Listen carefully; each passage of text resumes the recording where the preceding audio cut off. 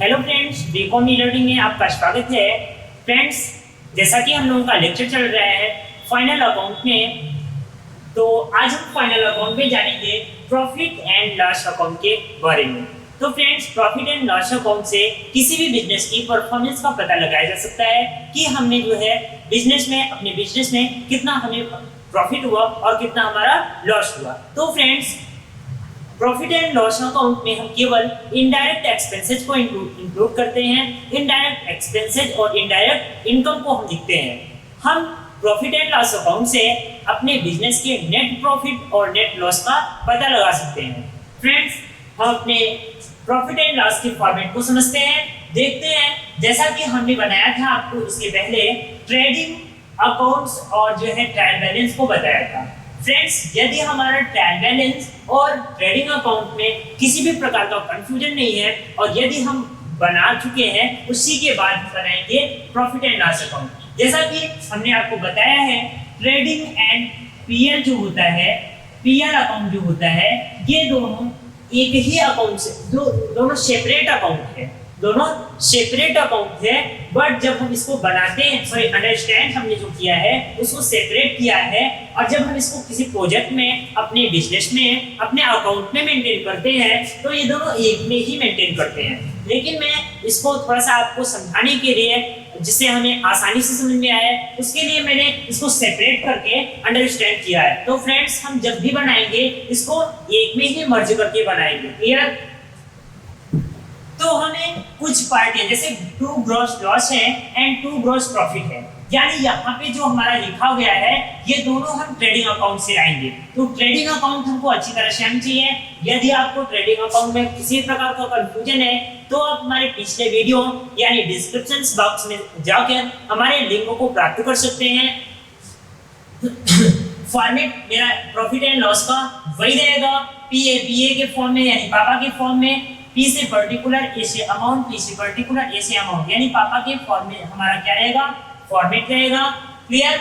यहाँ पे 2 gross loss, यानी हम यहाँ से ट्रेडिंग अकाउंट से लाएंगे। बट जो हमने पिछले वीडियो में ट्रेडिंग अकाउंट बताया है, वो हमारा ट्रेडिंग अकाउंट में ग्रॉस प्रॉफिट आया है, ग्रॉस लॉस नहीं आया है। इसलिए मैं यहाँ पे ब्लैंक कर देता हूँ, या फिर कुछ मत लिखिए आप, इस तरह से ब्लैंक ही रहने दीजिए। हम यहाँ पे क्रेडिट साइड में आ जाएंगे, बाई ग्रॉस प्रॉफिट लिखेंगे। यहाँ पे 2000 हमने प्रॉफिट किया था, 2000 लिख दिया। फिर हम आते हैं डेबिट साइड में, यहाँ पे 2 इनडायरेक्ट एक्सपेंसेस, यानी इनडायरेक्ट एक्सपेंसेस जो होता है ए टू जेड, मैं फिल कर देता हूँ यहाँ पे। जैसे रेंट हो गया, रेंट एक्सपेंस हो रहा है, मैं रेंट एक्सपेंस जितना भी हो रहा है अपने लिख दे रहा हूँ। फिर इलेक्ट्रिसिटी हो रही है एक्सपेंस, वो लिख दे रहा हूँ।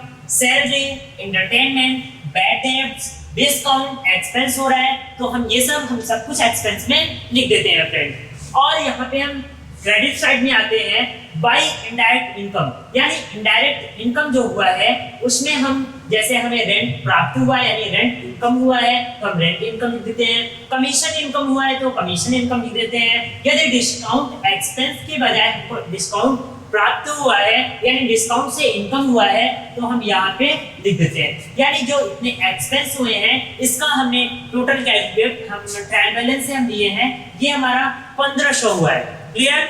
कितना हुआ है? 1500। और यहाँ पे हमारा जो इनडायरेक्ट इनकम हुआ है वो हमारा हुआ है 100 रुपए। क्लियर? फ्रेंड्स, यहाँ पे ये समझना है हमें कि प्रॉफिट और लॉस, यानी जब हमारा अकाउंट तभी प्रॉफिट करेगा, अकाउंट जो बनाते हैं, जो भी प्रोजेक्ट सॉल्व करते हैं, वो तभी प्रॉफिट में आएगा जब हमारा इनकम ज्यादा होगा एक्सपेंस के अकॉर्डिंग। बट यहाँ पे इनकम कम है और एक्सपेंस ज्यादा है, लेकिन हमारा यहाँ पे पहले से ग्रॉस प्रॉफिट भी है, ग्रॉस लॉस में हम नहीं है।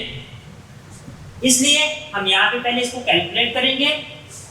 पहले यहाँ पे देखेंगे दोनों साइड में अमाउंट किसका ज्यादा है, तो यहाँ पे 1500 आ रहा है, यहाँ पे 2000 और 100 यानी 2100 आ रहा है, तो साइड में किसका ज्यादा है, क्रेडिट साइड ज्यादा है। क्रेडिट साइड के अमाउंट को हम यहाँ पे फिल कर देंगे, 2100। क्लियर? 2100 यहाँ पे भी राइट कर देंगे।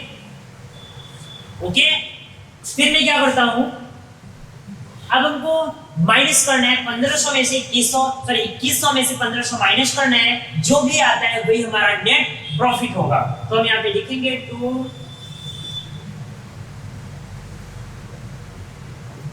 2 नेट प्रॉफिट।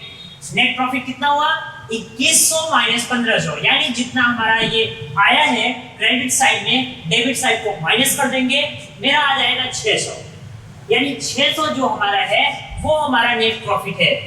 इसलिए मैं अपने प्रोजेक्ट में जो है 600 रुपए मेरा जो भी प्रोजेक्ट है मिस्टर का 600 का प्रॉफिट आया। तो फ्रेंड्स इस प्रकार हम अपने प्रॉफिट एंड लॉस अकाउंट को बनाते हैं। यदि हमारा जो पीएल है यदि वो लॉस में जाता है तो हम यहाँ पे लिखते हैं बाय नेट लॉस।